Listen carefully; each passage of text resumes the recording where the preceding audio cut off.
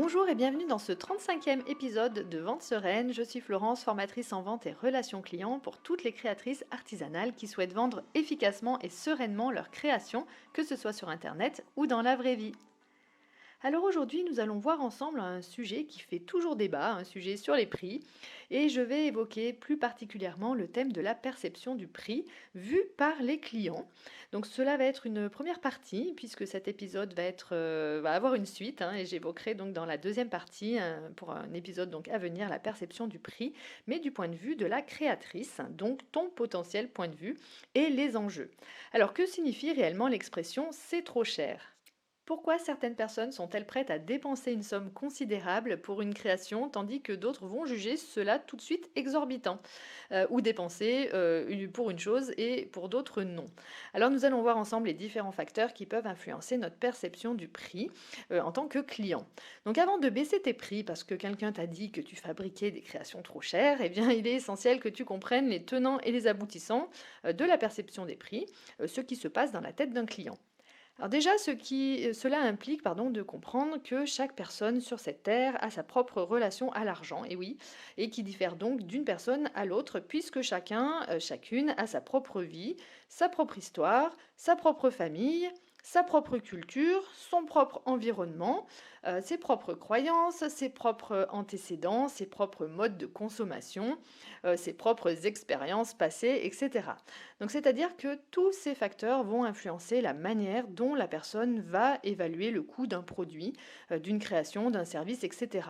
Et donc ces facteurs vont déterminer si elle va considérer ce coût comme abordable ou trop onéreux, donc de manière finalement tout à fait subjective évidemment.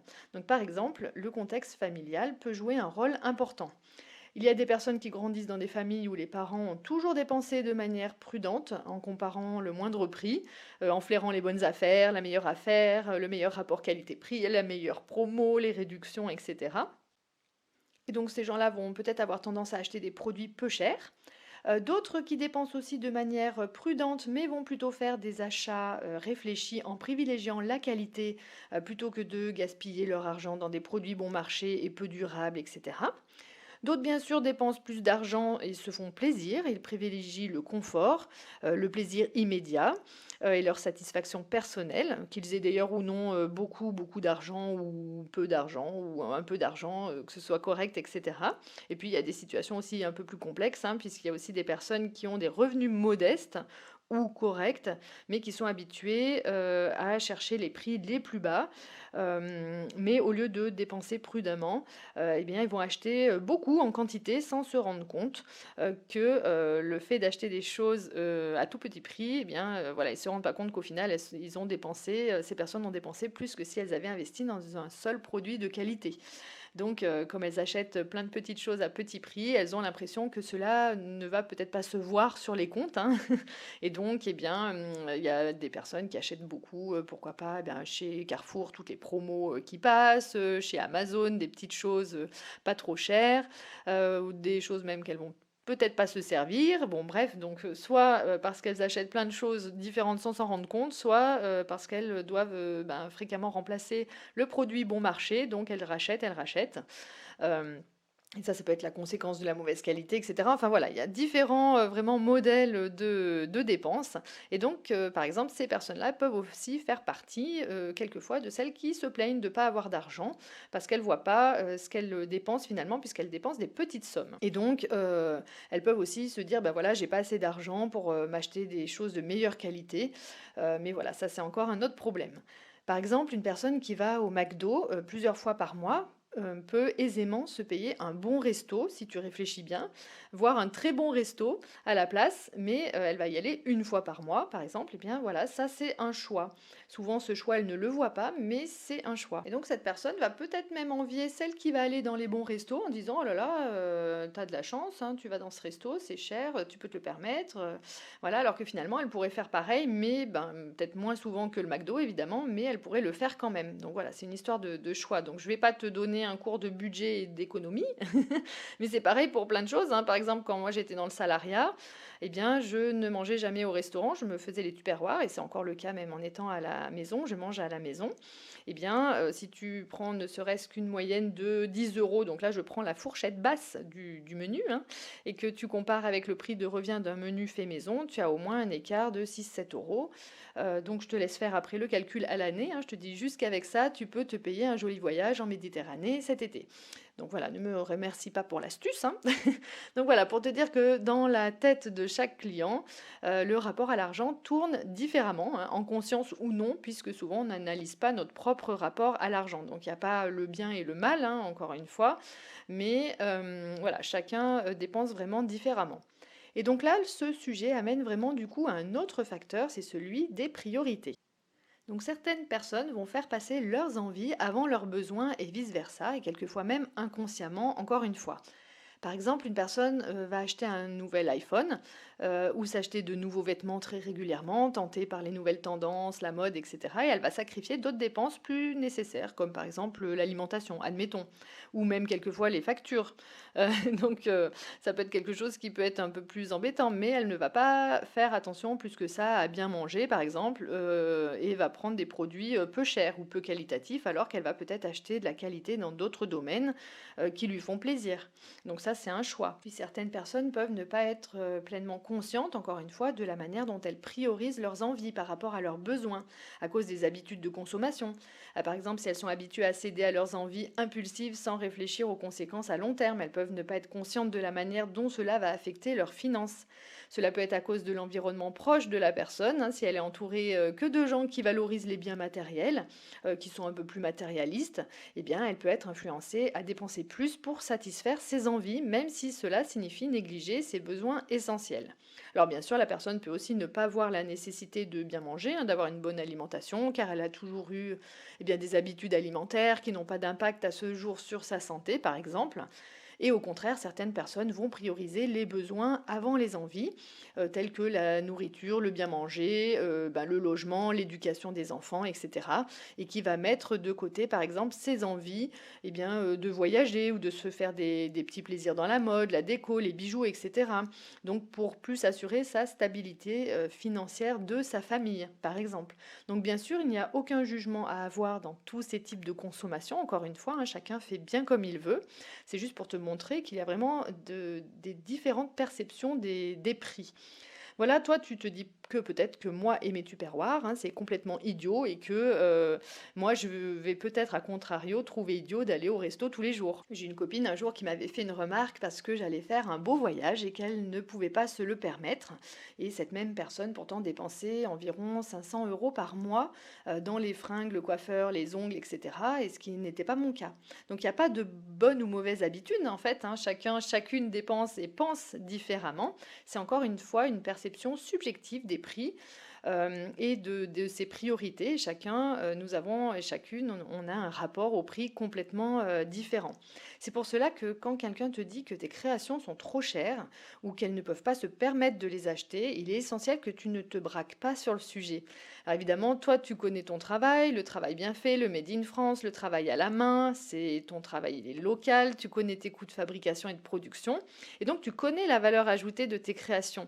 Et souvent, tu ne comprends pas pourquoi le client, lui, ne comprend pas ou ne veut pas voir que tes créations artisanales ont une valeur ajoutée par rapport à tous les autres produits de tous les magasins et qu'il n'est pas capable d'apprécier la valeur délivrée par tes créations et donc n'a pas envie d'acheter tes créations.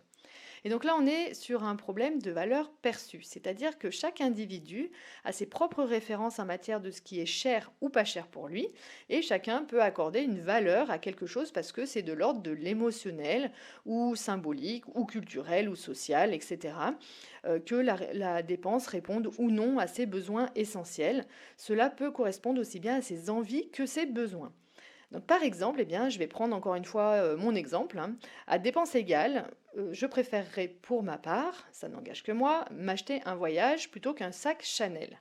Et les deux dépenses peuvent être d'ailleurs de l'ordre de l'émotionnel, hein. Les voyages, en fait, me procurent une émotion que je ne retrouve pas dans un bien matériel. Ils me procurent des instants de vie uniques, des souvenirs gravés dans ma mémoire. Voilà, la personne qui va acheter un sac Chanel aura peut-être aussi ce même sentiment d'ailleurs, hein, l'émotion d'avoir une pièce d'une marque prestigieuse, de garder en mémoire son premier achat, l'émotion que cela a suscité en acquérant ce sac, en le portant, etc. Donc on peut aussi percevoir une grande valeur dans le fait d'appartenir à un groupe social, le fait de posséder un sac d'une grande marque, ou même le voyage, hein, d'ailleurs. Certaines personnes aiment à dire bah, je suis allée ici, je suis allée là, etc. et aiment valoriser cet achat. Donc la valeur perçue est vraiment subjective, encore une fois, puisque finalement, bien pour ma part, je serais prête à investir une belle somme dans un voyage qui est finalement éphémère, au lieu d'un sac qui potentiellement pourrait durer plusieurs années. Donc cela peut être une hérésie pour certaines personnes aussi. Donc voilà, hein, on est plein de paradoxes. Et pourtant, je suis aussi capable d'acheter de l'artisanat, ça tu le sais, parce que j'estime en fait le rapport qualité et le prix de la fabrication locale, ce qui ne m'empêche pas non plus d'acheter sur Amazon.